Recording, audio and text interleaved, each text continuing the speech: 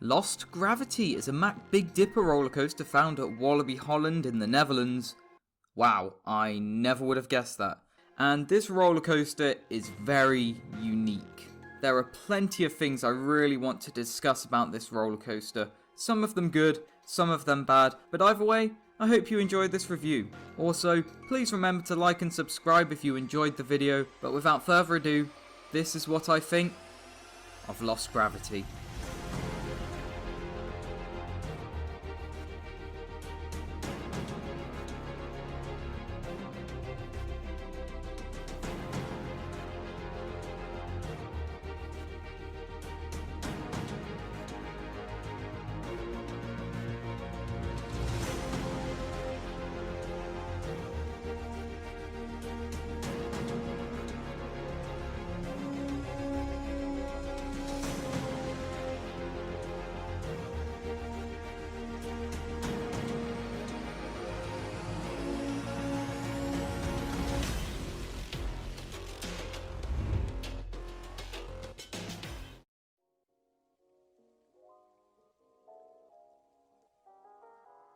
Right then, let's kick things off with the theme.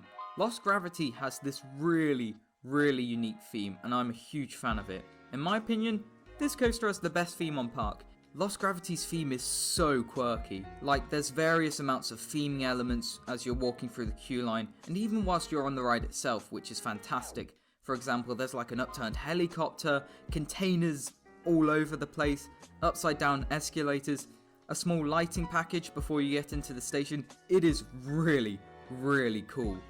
The theme fits the name perfectly, and what a name it is, Lost Gravity. And you can't miss this ride, it stands out within the park, especially with that unique track colour. Having the pattern of black and yellow is really cool, and once again, it's unique. You don't see this paint style on many coasters out there.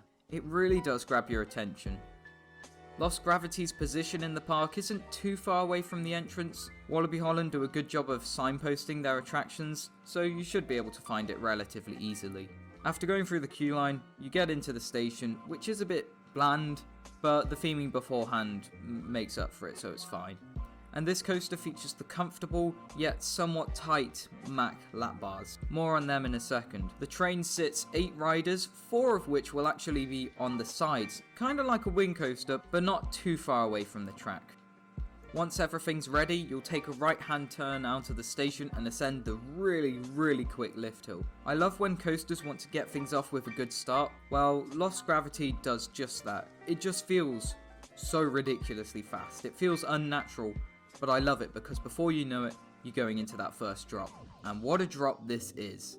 You get a huge amount of whip going down it, a small amount of airtime on the way, and before you know it, you've tucked underneath yourself, facing towards the lift hill which you just climbed up. It's very tight, very extreme, and a whole load of fun.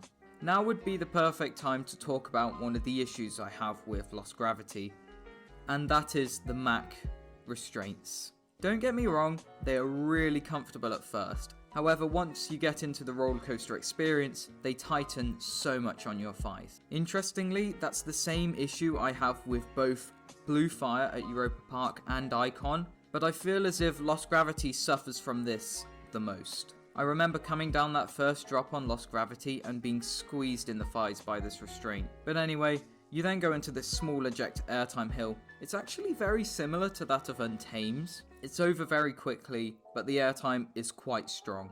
You then rise up and go into this top hat element. It's decent, it's okay. When I went on this, I didn't experience any airtime up there, but the element is quite snappy going into it and going out of it, which I enjoyed. You then go into your standard airtime hill, this one giving a longer duration of airtime compared to the bunny hill after the first drop.